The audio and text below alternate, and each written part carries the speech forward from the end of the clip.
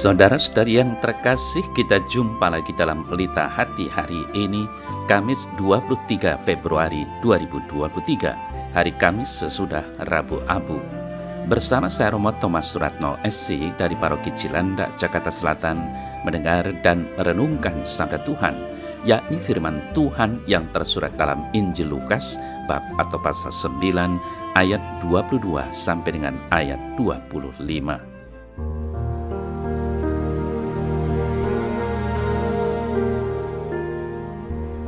Sekali peristiwa, Yesus berkata kepada murid-muridnya bahwa anak manusia harus menanggung banyak penderitaan dan ditolak oleh tua-tua, imam-imam kepala, dan ahli-ahli Taurat, lalu dibunuh, tetapi dibangkitkan pada hari ketiga. Katanya kepada mereka semua, "Setiap orang yang mau mengikut aku harus menyangkal dirinya, memikul salibnya setiap hari, dan mengikut aku. Karena barang siapa mau menyelamatkan nyawanya, ia akan kehilangan nyawanya. Tetapi barang siapa kehilangan nyawanya karena aku, ia akan menyelamatkannya. Apa gunanya seorang memperoleh seluruh dunia, tetapi ia membinasakan atau merugikan dirinya sendiri?"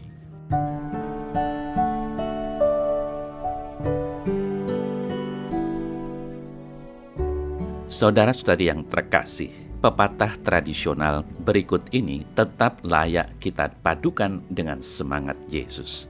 Berakit-rakit ke hulu, berenang-renang ke tepian, bersakit-sakit dahulu, bersenang-senang kemudian. Relevan bukan? Kebahagiaan yang dicapai secara instan tidak banyak mendidik diri kita. Sebaliknya, bila kita mau menderita terlebih dahulu, seluruh potensi diri kita pun ditantang untuk kita kembangkan dan sekaligus mampu menghadapi rintangan demi rintangan yang mungkin menghambat diri kita. Dulu ada ungkapan dan semangat untuk orang bekerja itu mau membanting tulang, yang berarti mau kerja keras, pantang menyerah, sehingga kalau berhasil sungguh membuat bahagia dan bersuka cita. Dan semangat ini berdampak pada semangat tahan banting, ulet, dan tidak mudah patah semangat. Mungkin berbeda dengan semangat orang-orang zaman sekarang. Semangat atau budaya instan, ingin cepat dapat pekerjaan dan cepat sukses menguasai diri mereka.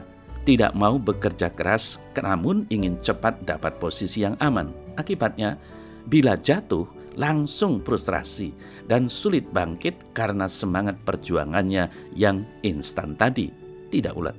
Bahkan bagi orang beriman berdampak pula menjauh dari gereja, bahkan menjauhi Tuhan karena dianggap Tuhan tidak memihak dirinya. Saudara-saudari yang terkasih, setiap orang Kristen mengambil bagian dalam tugas kemuridan Yesus sesuai dengan bidangnya masing-masing. Orang tua yang baik dengan rela dan gembira menghidupi dan mendampingi perkembangan anak-anak mereka, meskipun dituntut banyak pengorbanan yang membatasi kebebasan mereka.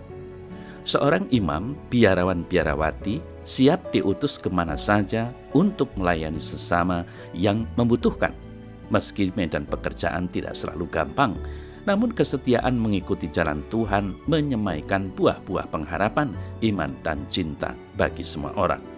Seorang ahli medis siap menolong pasien yang mengetuk pintu rumahnya di malam hari. Kemuridan adalah pilihan pribadi. Jika kita menanggapi kasih Allah, hidup dalam relasi dengan Yesus, mengingkari diri dan mengangkat salib sehari-hari, maka kita akan hidup. Saudara-saudari yang terkasih, Yesus hari ini menasihati kita, apa gunanya kamu memperoleh seluruh dunia, tetapi dirinya binasa. Kekayaan memang tidak membinasakan seseorang, tetapi bisa membuat orang kehilangan kebahagiaan, ketenangan, kedamaian, dan keharmonisan. Orang juga boleh mencari kekayaan semaksimal mungkin, tetapi jangan sampai kita kehilangan yang menjadi sumber hidup kita, yaitu Yesus. Kalau orang mempunyai kekayaan dan segalanya yang di dunia, tetapi meninggalkan Yesus, ia akan binasa. Tetapi kalau ia memiliki dan mengimani Yesus, kekayaan akan menjadi berkat bagi dirinya dan sesamanya. Maka dari itu, saudara-saudari yang terkasih, diperlukanlah suatu sikap yang bijaksana. Tidak hanya memikirkan hidup bahagia untuk dirinya sendiri, tetapi berpikirlah juga bagaimana orang lain pun dapat menikmati hidup bahagia. Hidup makmur sejahtera memang sungguh menyenangkan dan membanggakan, tetapi bagaimana kalau nasib sesama kita masih hidup di bawah garis kemiskinan atau prasejahtera? Ingatlah bahwa kemiskinan yang terjadi adalah menjadi tanggung jawab kita bersama dan bukan hanya mereka yang menderita. Maka mari kita bersama-sama mengusahakan hidup yang sejahtera. Kita semua adalah saudara sebagai umat Allah yang sedang berziarah di dunia ini, sehingga sudah selayaknya lah kalau kita bersama-sama meningkatkan persaudaraan dan persatuan dengan bekerja sama demi kesejahteraan dan kemuliaan Allah. Saudara-saudari yang terkasih, kita harus berani menyangkal diri, memandang dan meyakini bahwa Allah adalah segala-galanya karena kita bergantung padanya.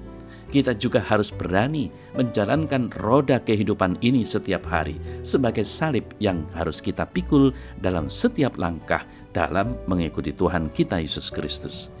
Inilah perjalanan hidup kita, bukan hanya aku sendiri, tetapi bersama sesama saudara kita.